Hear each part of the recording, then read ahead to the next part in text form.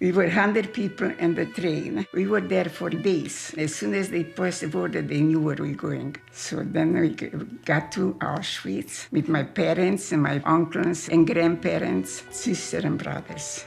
We were already in the line. Some girls were calling to us, whispering to us, give the children to the older people. I took a baby from a young girl and I gave it to my mother. If you had a baby in your hand, they right away took you to the crematorium. I still don't forget myself for the rest of my life. And we were there all naked, with no clothes on. They cut our hair. And we couldn't even recognize each other. After 2 weeks being in Auschwitz, 2,000 girls were supposed to be sent away to working camp. Our sisters were not as chubby as we were, and they were not selected to come to work. We didn't know until we got out of the gate that they were not with us. When I looked back to see them, to say goodbye to them, they never survived. They took us all out and examined us. They pulled me out because I had a fever.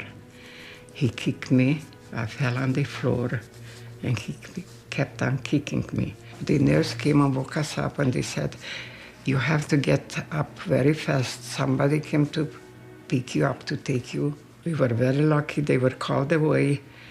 Otherwise, they would have taken us back to Auschwitz, to the crematorium. They took us back to Riga.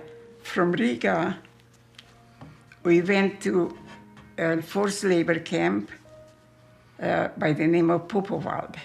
From there, they took us to Dundanga. From Dundanga, they took us to Stutthof. We were sure that they brought us there to kill us. But they left the gate open. So that was the end of the war. And that was the end of the war.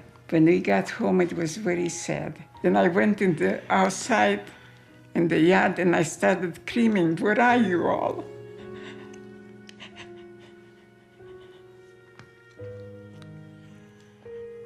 Nobody was there. There is no hours or days that we don't think about them.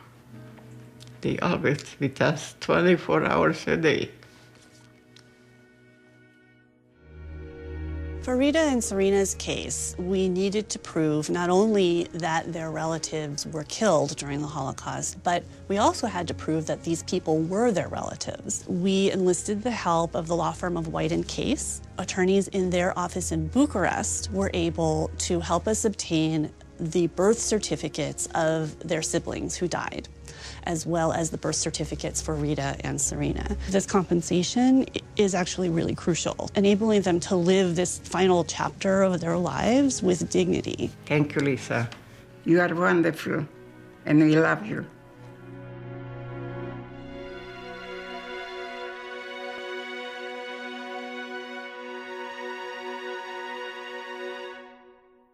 My mom came from a very aristocratic family. When the Nazis came in, one of their so-called nannies told them where the family was hiding, and they were taken to the work camp, to the ghetto. We went to Sobibor, 10,000 people. Everybody was in the line. A little gentle boy came and he says, your father is lying in the canal. He went out to find Food. his wife food.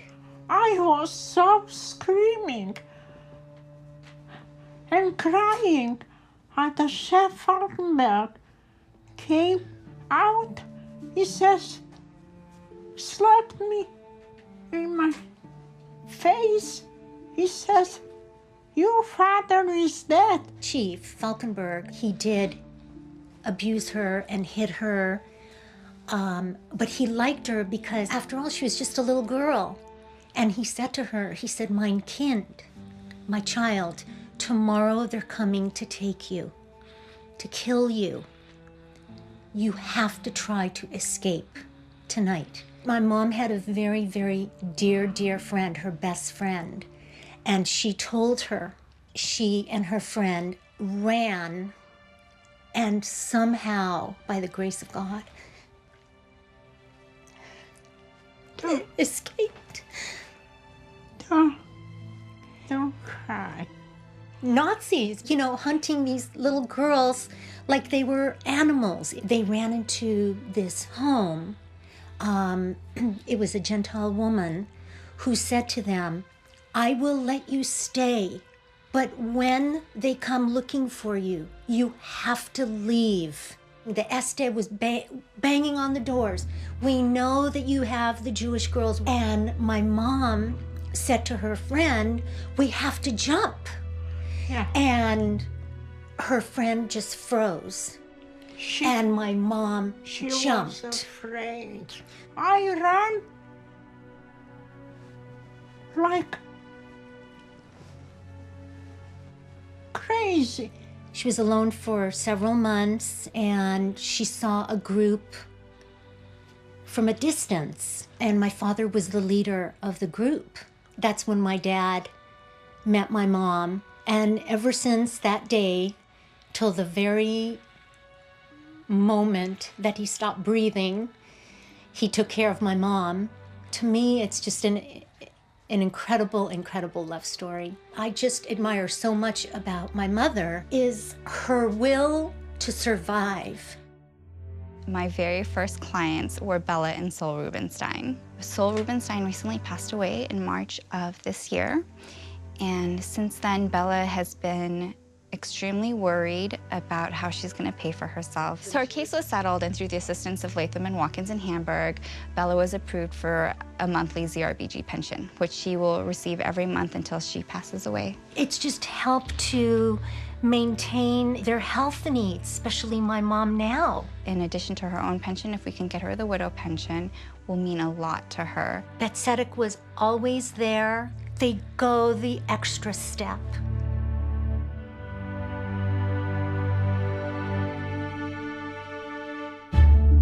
The ZRBG pension program is significant for Holocaust survivors because survivors can not only get a substantial back payment, but also will get an ongoing pension payment. Thanks to the support of Manat, Phelps & Phillips, we were able to organize 2,600 lawyers from 120 of the largest, most prestigious law firms. We connected those law firms with the social workers and the social service agencies in those cities. We contacted the United States Holocaust Memorial Museum because they have a huge database. Bet Tzedek Legal Services was able to use our database to get its message out. We've been able to provide access to the kinds of documents and evidence that has helped thousands of Holocaust survivors to prove their case. Some of them need every penny just to live on, so we think if we can get whatever little money we can get for them, it would just help them to survive.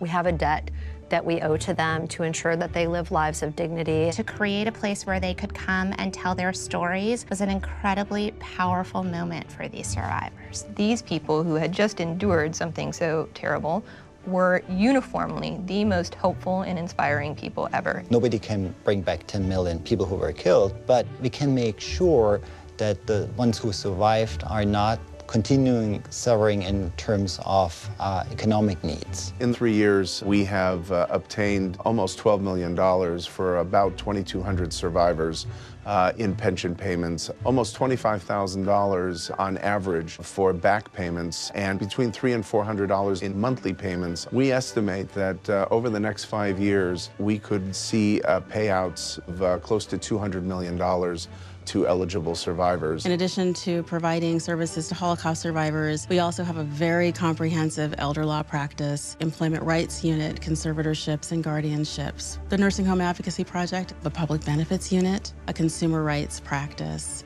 outreach and education unit, pro bono, and an impact litigation unit. It's extremely important that we leverage the service that we provide in the community with the help of our pro bono partners. In my 3 years at O'Melveny & Myers, the most rewarding thing that I have done is to volunteer my time and services at Bet Tzedek. The one thing that I think about every time is how much financial support Bet Tzedek needs to continue doing this amazing work. We need the help of outside funding. We need new donors. The need has never been greater. And there's no place else for us to turn. When you're with a real living human being who has faced the horrors of life and then can face the joys of life after that and feel that life was worth living, what a huge gift that is.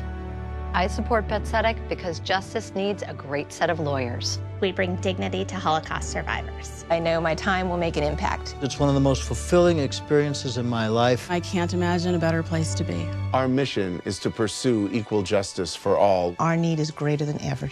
I'm fortunate enough to be in a position to support Bet Tzedek, and so should you.